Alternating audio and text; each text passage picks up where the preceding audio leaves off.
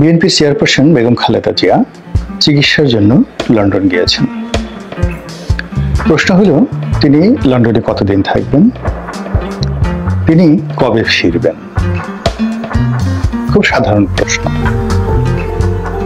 এবং এই প্রশ্নগুলো যদি তার রাজনৈতিক গুরুত্ব, কেবলই মাত্র সেই গুরুত্ব বা দলের প্রয়োজন, দেশের প্রয়োজন, এগুলো নিয়ে আলোচনা হতো, তাহলে এটা নিয়ে আর ভিডিও করার প্রয়োজন হতো।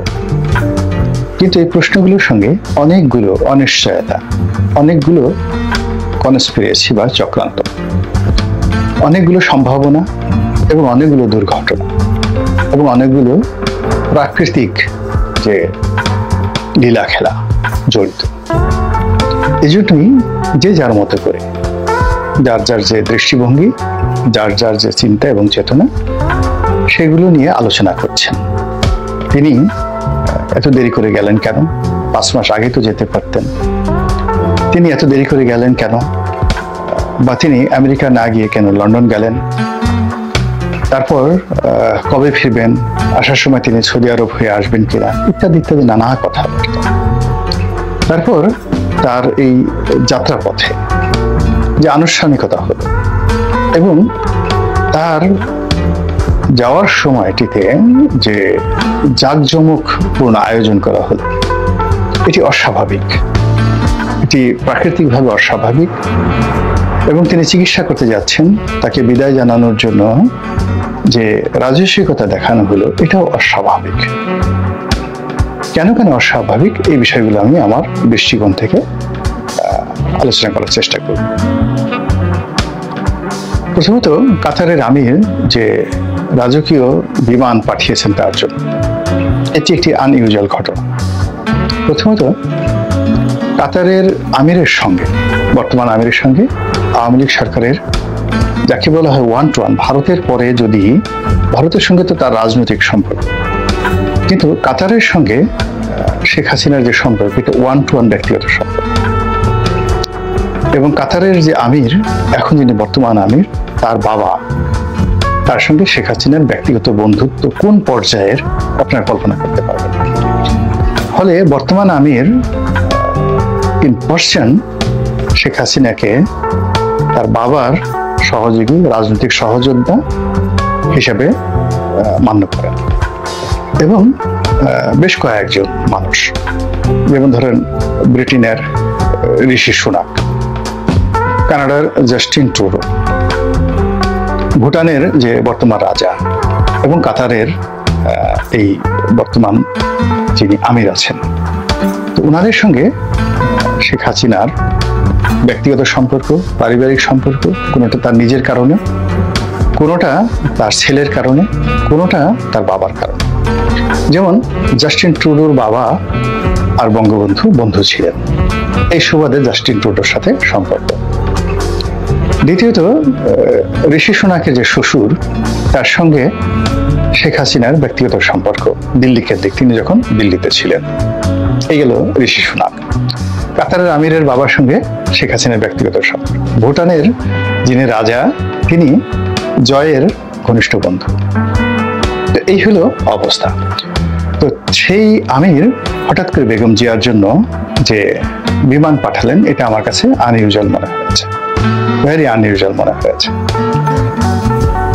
মধ্যে যদি কোনো কিছু থাকে, সেটি ভবিষ্যৎ দেখা দেবে। দ্বিতীয়ত, এই আমির তার হওয়ার কথা না, আমির তার যোগ্যতার কারণে তিনি হয়েছেন এবং তিনি পুরো কাতারকে পরিবর্তন, চেঞ্জ করে দিয়েছেন। আমির হওয়ার কথা ছিল তার বড় ভাই, কিন্তু তার বড় ভাই দেখেন কতটা দেশপ্রেম, তিনি বললেন যে আমার সাথে আমার ছোট ভাই বেশি যোগ্যতা সম্পন্ন, কাজেই তাকে আমির বানানো হবে। এবং সেই আমির বাংলাদেশে কিন্তু এসেছিলেন। কার জামানাতে এসেছিলেন, কেন এসেছিলেন, এই জিনিসগুলো একবার একটু ভাবার চেষ্টা করুন। গেল এই একটি ঘটনা। দ্বিতীয় ঘটনা হলো যে যখন কোনো একটা জায়গাতে হঠাৎ করে কোনো কিছু জ্বলে ওঠে, তার যে ক্ষমতা, তার যেভাবে জ্বলে ওঠার মানে দরকার, তার চেয়ে বেশি জোরে জ্বলে ওঠে, ওটা আনইউজুয়াল।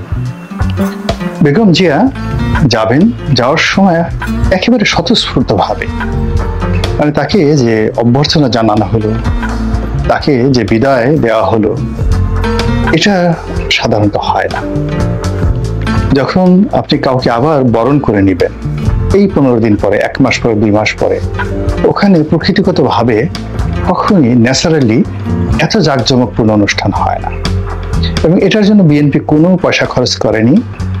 তারপরে এটার জন্য বিএনপির কোনো আয়োজন ছিল না। এটা একেবারে পুরোটাই হৃদয় থেকে স্বতঃস্ফূর্তভাবে জনগণ বেগম জিয়ার জন্য রাস্তায় নেমে গেছে। এটি আনইউজুয়াল। কেন আনইউজুয়াল এটা ভবিষ্যতে বলা যাবে, এখন বলা যাবে না।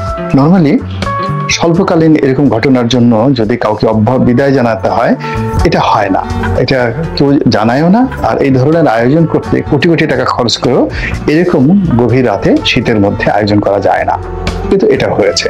ফলে এটা একটা অস্বাভাবিক একটি ঘটনা।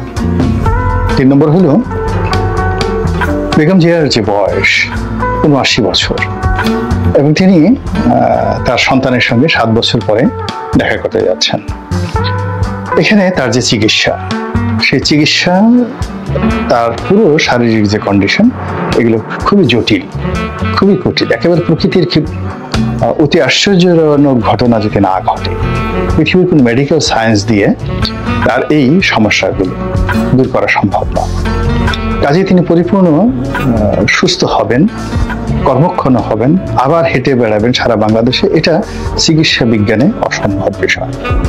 তিনি স্টেবল হতে পারেন, বা তার যে এখন কষ্ট হচ্ছে সেই কষ্ট কিছুটা হলে লাঘব হতে পারে, নট মোর দ্যান দ্যাট।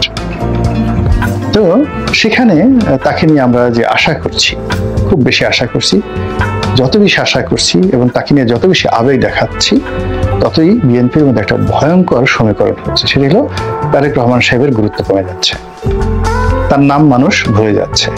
তিনি যে বিএনপির নেতৃত্বটি গত 10 বছর ধরে একছত্রভাবে চালিয়ে যাচ্ছেন এবং সংগঠন চালাচ্ছেন, এই জাস্ট এই সময়টিতে আনন্দ উচ্ছ্বাসে বেগম জিয়াকে কেন্দ্র করে যে আনন্দ এবং উচ্ছ্বাস, সেখানে বেগম জিয়ার যে পাওয়ার, তার যে এনলাইটমেন্ট, তার যে জনপ্রিয়তা, তার যে ব্যক্তিত্ব, এটা এখন সামনে এমন ভাবে চলে আসছে যে তার সেই আলোকময়তার কাছে মানুষ জনাব তারেক রহমানকে কল্পনাই করতে পারছে না। তারেক রহমান এখন তার কেবলই মাত্র একজন সন্তান।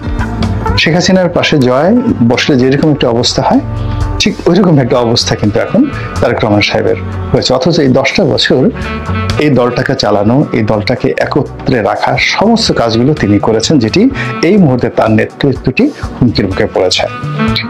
এবং বেগম জিয়া যদি ফিরে আসেন, সুস্থ হয়ে আসেন, সেক্ষেত্রে তারেক রহমানের নেতৃত্ব ফিরে পাওয়াটা খুব কঠিন হবে। আর যদি বেগম জিয়া আরো অসুস্থ হন এবং আল্লাহ না করুক হায়াত মুক্ত আল্লাহর হাতে, তার যদি আল্লাহর দরবারের ডাক এসে যায়, সেক্ষেত্রে তারেক রহমান সাহেবের নেতৃত্ব আবার পুনঃপ্রতিষ্ঠিত করতে হবে, নতুন করে প্রতিষ্ঠিত করতে হবে।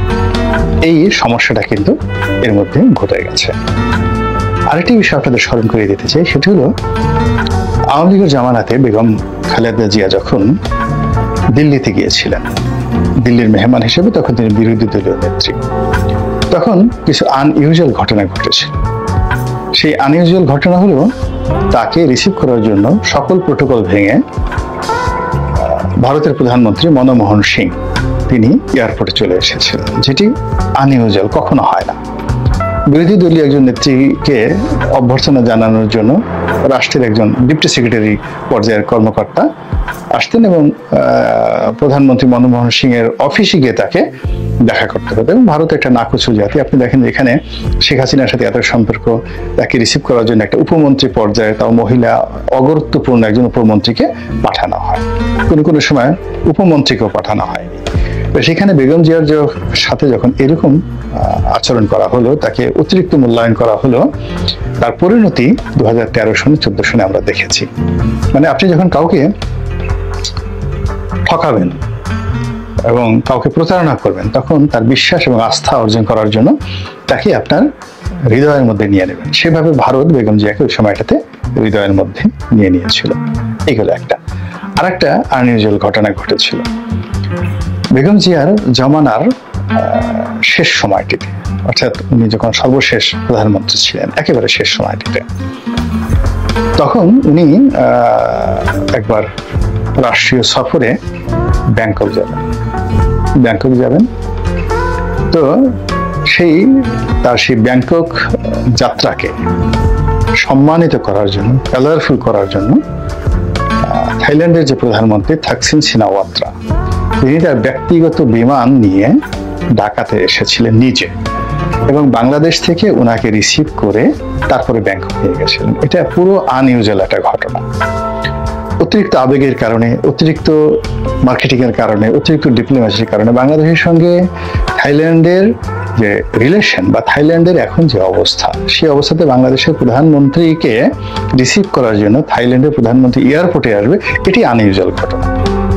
তো সেখানে উনি ওনার নিজস্ব বিমান নিয়ে বাংলাদেশে ঢাকা এয়ারপোর্টে তিনি এসেছেন, এবং বেগম জিয়াকে আবার তিনি নিজে নিয়ে তার সাথে গল্প করতে করতে প্লেনে করে তিনি ব্যাংকক গিয়েছেন। এবং সেই আনইউজুয়াল ঘটনার পরিণতি কি হয়েছিল দেখেন। ওই ঘটনার পরেই বাংলাদেশে 1/11 হয়, বেগম খালেদা জিয়া সরকারের পতন হয়, আর ওদিকে থাকসিন সরকারের কিন্তু পতন হয়। এবং এখনো পর্যন্ত থাকসিন সিনাওয়াত্রা দাঁড়াতে পারেননি, আর দাঁড়াতে পারবেন না। মধ্যে তার বোনকে